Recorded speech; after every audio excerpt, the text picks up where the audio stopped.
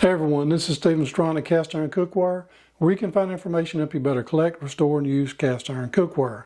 In my last video, I got a question about the Birmingham Stove and Range knob covers, and I thought I would share a little bit about that and the covers in general that BSR made, and we're going to be doing that coming right up. Before we get started, I do want to thank everyone that has purchased my product, Easy Beezy Cast Iron Seasoning. The purchase of this product helps keep this channel going, and I just want to say thank you so very much. Now, let's get on into our video. The Birmingham Stove and Range has a very rich history that started with the Atlanta Stove Works. They mainly manufactured stoves and ranges, and they founded Birmingham Stove and Range to make the hollowware, the skillets, the lids, and the things like that to go with their ranges and stoves. In the 1920s, Birmingham Stove and Range started making hollowware for Atlanta Stove Works in Birmingham, Alabama. The Red Mountain series started about 1920, went all the way up until the automation era of the late 40s and early 50s. The Century series began in the 50s, along with the Dysomatic full-blown automation in the mid-50s. And then finally they went out of business in 1992. And we're going to talk about some of the covers and a little bit of the evolution of the covers during that span of time. So, number one, let's go back to the very beginning, the Red Mountain or pre-Red Mountain era. This is a hand-scribed. You can see the kind of scribble instead of really straight font.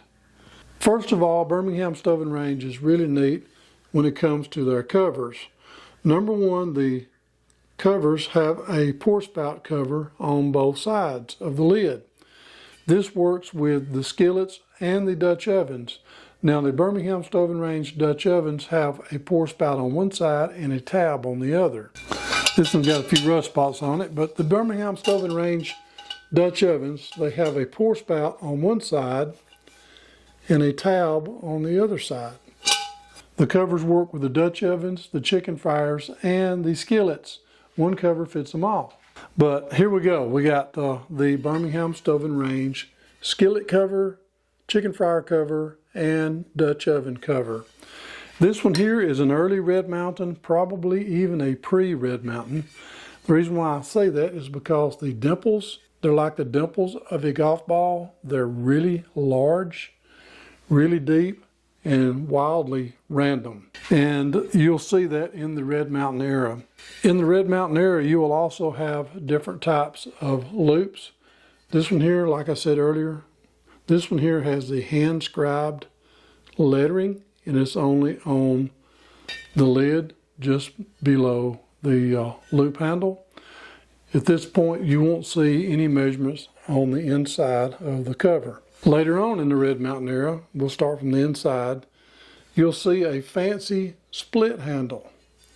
And we also have a hand-scribed, underlined number 8. And this split handle was probably a little fancier than the regular loop handle. It looks like it's cracked in the middle, but it's actually a two-piece. They forged it in two pieces and then they somehow affixed it to the lid afterwards. And you'll also see in the Birmingham Stove and Range, I don't have one, this is a regular low dome, but you will see one that has a higher dome that's a little bit higher than this. I didn't have a suitable example of that, but I'll try to find a picture and compare it. Here is a number 6, and if you notice, the loop is a little fatter on one side. You'll see some that are fat on one side and slimmer on this side, but this slimmer part is a little fatter than you would normally see. Again, we have the pour spout covers on both sides. Moving on up in the era, so we have the Red Mountain era in the 1920s, all the way up into the late 40s, early 50s, when we start seeing automation. That's when you will start seeing pieces that are not hand-scribed, they're more uniform. The letters looks almost like they were stamped and not as kind of scrawly like the older pieces. And then Birmingham Stove and Range went to the Century series. We see a big difference in the Century series. We still have the loop handle, but if you notice, it's a little thinner on this side, a little fatter on that side, and we see a little bit of a bump right here where they affixed it to the lid. The Century series will not have the size on the top of the cover. Their sizing will be on the inside. This one right here has it right in the center, and it is a number 8, 10, and 5/8 inch. There were a few size changes during the Century series, but if you notice the uniform dimples, and they're a lot smaller. They radiate from the center going outward in a direct, straight pattern. It looks like they've done some measuring on this, as opposed to just the random, wild, not uniform holes on the older Red Mountain versions. Eventually, Birmingham Stove and Range, they done away with the 7 and the 8 and replaced it with an 8B7. And it kind of took the place of both of them, which gave more room on the pattern during the Century series. We also have the same loop with the little bulge right there where they attached it. Of course, we have the uniform dimples that radiate from the center out. The size stamped on the inside of the lid, not on the outside. Now, here's the one people were asking about. This is a knob handled lid. When I first seen this, I thought somebody drilled a hole in it and put a knob on there. BSR didn't do that, but I found out later they did, and it's a newer model. If you notice the stainless steel screw, that's how it is attached. And we don't have the size markings on the inside of these because the screw hole takes the place of the sizing place. We still have the radiating dimples and pour spout covers on both sides. The crazy thing is the knob lid, and if you notice, it kind of has little channels. It's got like 3 little rings there. I think they came up with this mainly to cut down on the time that it takes to make the piece, but I think they had issues of some kind with the knob because it didn't stay around very long at all. They quickly went back to the loop handle. Now, during the later part of the Century series, they came up with another style, and that's this little tab hole. And I'm telling you, I've seen a lot of these that are marred up because people use vice grips and things like that to pick them up with. So these a lot of times will be really marred up. And this lid right here, if you notice, it does not have pour spouts. This is a cover for a flat bottom pot. There is a difference between the flat bottom pot because it does not have any pour spouts. And this little tab right here is a way that I believe they tried to make it more inexpensive. So that way they could just pour it in the mold, the lid, handle, and all, and a little bit cheaper to make. Now we're going to step back a little bit and we're going to look at another piece that does not have pour spout covers. Now this is a cover which from the Red Mountain era, and I believe this cover here was originally designed for a bulge pot. I haven't got a bulge pot, but I'll leave a picture kind of showing you what the bulge pot looks like. This also works on a saucepan. I got one right here that fits perfectly. We have 2 different types of saucepan covers. This one here, like I said, I believe it was made for the bulge pot. We have another cover with the same tab as I showed you earlier, and it fits this. I think this cover was designed for this pot or this pan. The other cover was designed for the bulge pot, but they will interchange. And also, if you get to noticing, there's no dimples on the saucepan covers or the flat bottom pot covers. No dimples at all. Here's another example from Birmingham Stove and Range. This is from their camp oven series. We also have this little tab that was molded into the piece as a 1-piece mold instead of a 2-piece. It's not attached later.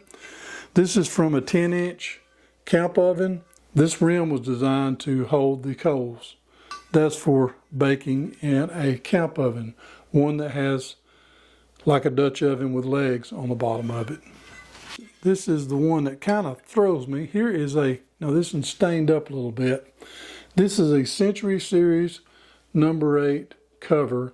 They sent them out to another company. I did see a box of a Crane foundry that had pieces that were enameled for BSR. And I don't know if Crane actually bought the cast iron, enameled it, and sold it as their own piece, but it is from the Century Series. There's a few differences. There's a funny little place right here where the lid is attached.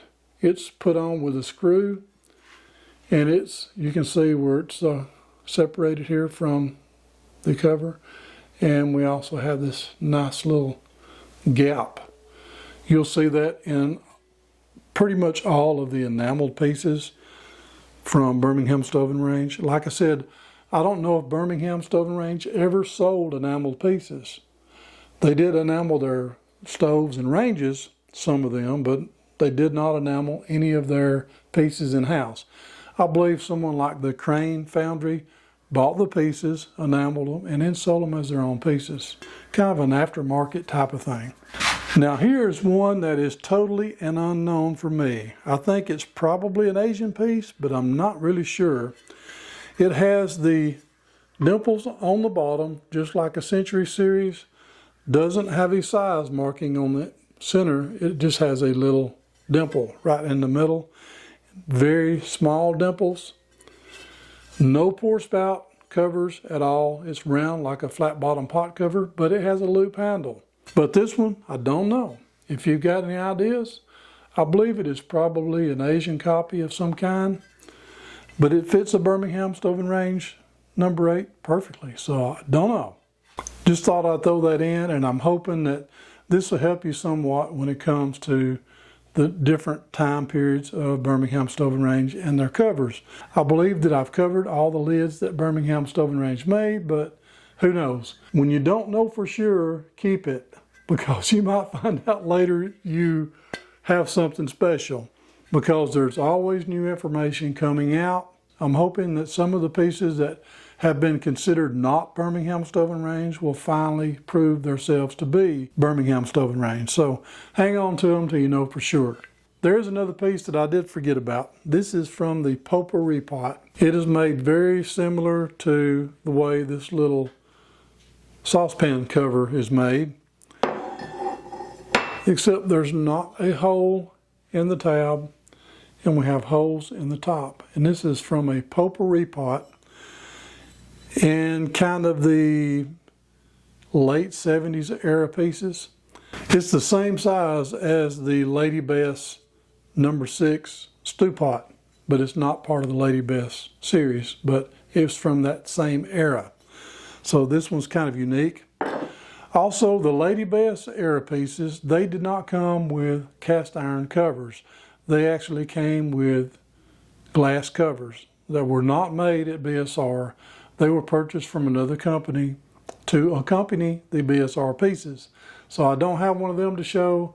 There wasn't any markers that told you whether or not they was BSR. You only could be sure is if you had a set that you'd bought together, then you would know it was a Lady Bess glass lid. But there's not a whole lot of those around either. So I hope that you've enjoyed this video, and if you have, please don't forget to subscribe, hit the notification bell, and I promise I'll keep more coming. And I just want to say thank you for watching Cast Iron Cookware. Before we go, I would like to share something with you really quickly. In Proverbs chapter 27, verse 17, it says, "Iron sharpeneth iron, so a man sharpeneth the countenance of his friend." I just want to say, share the word and be a blessing.